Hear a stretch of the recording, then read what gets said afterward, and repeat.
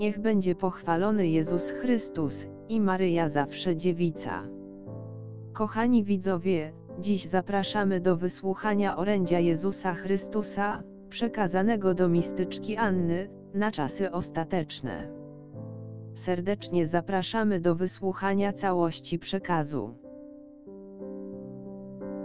Moje ukochane dzieci, żebyście wiedziały, jak bardzo pragnę waszego dobra, szczęścia i pokoju, a pomóc wam nie mogę.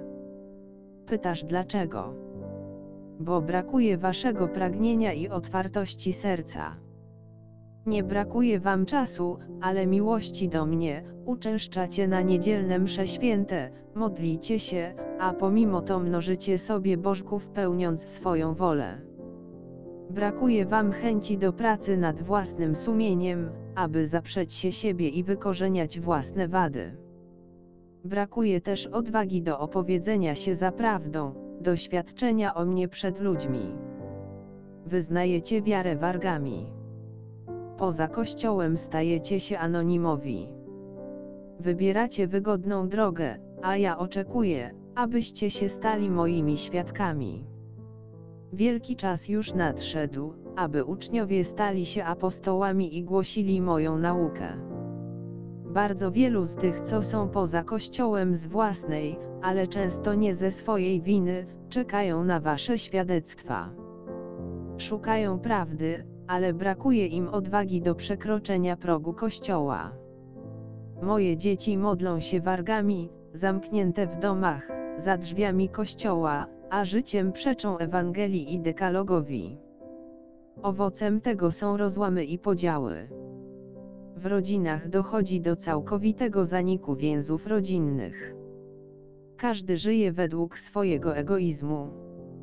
Wielu nie praktykuje najważniejszego przykazania, które mówi o miłości człowieka do Boga, o postawieniu Boga na pierwszym miejscu.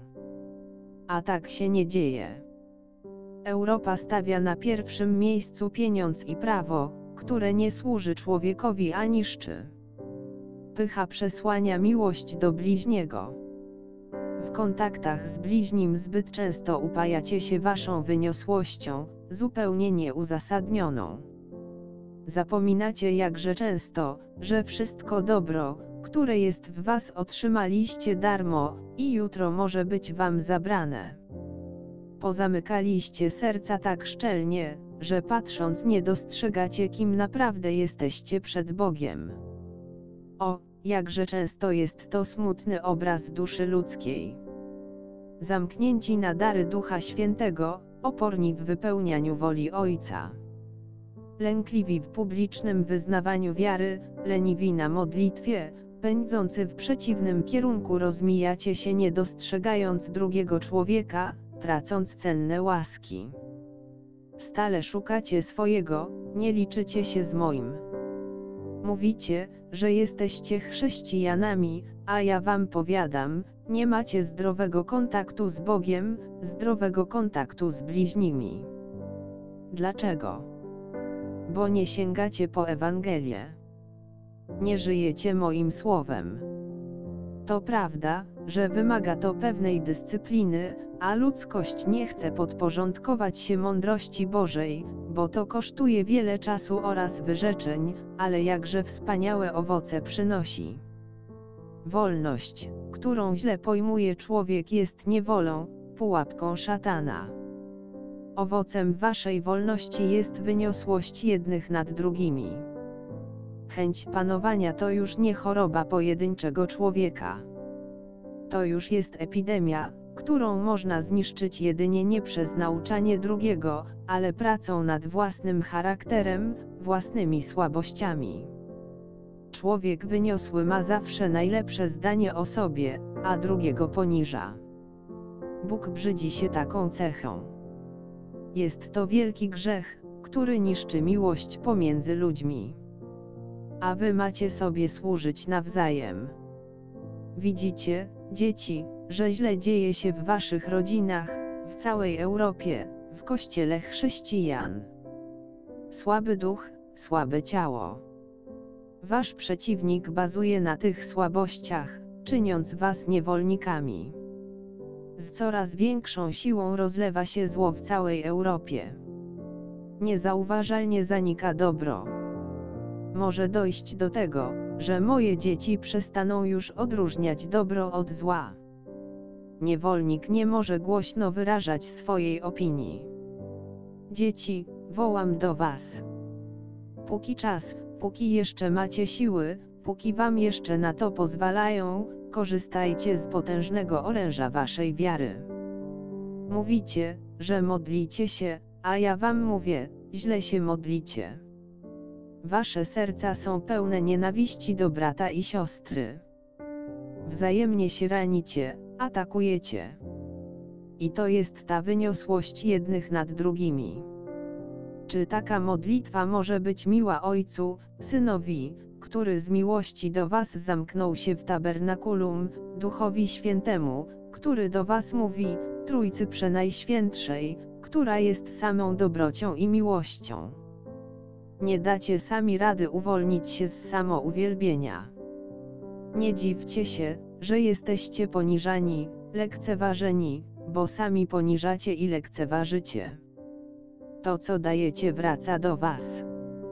Moja matka na różne sposoby i w różnych miejscach prosi was, aby rodziny stały się kościołem, domem modlitwy. Różaniec uratuje nie tylko was samych i wasze rodziny, ale i Europę, świat, przed całkowitą zagładą. Nie pytajcie więc o przyszłość waszą, kataklizmy i różne znaki, które pochodzą od Boga, ale dobrze wykorzystajcie czas teraźniejszy. Od czystości serc i modlitwy zależą losy świata. Nie pokładajcie wiary w człowieka i to, co mówi człowiek. Zaufajcie potędze i sile jedynego Boga. Pamiętajcie, dzieci, co wam powiedziałem. Nastał czas oczyszczenia.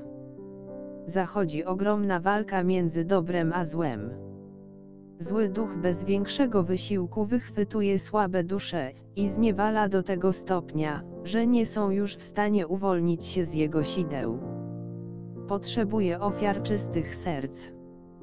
Zabiegajcie, dzieci, o czystość serc waszych i ochoczo przyjmujcie krzyże, za tych, co żyją i umierają w grzechach ciężkich. Zabiegajcie o zbawienie własne i waszych rodzin. Pobożne życie składające się z ofiar uratuje świat od zagłady.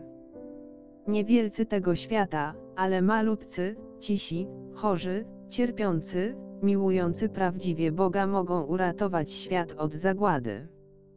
Dzieci, przygotujcie się na oczyszczenie. Jeśli nie posłuchacie mnie, wszyscy zginiecie. Jeśli posłuchacie i staniecie się jak te dzieci małe, których serca są czyste, ocalicie życie wasze i waszych dzieci.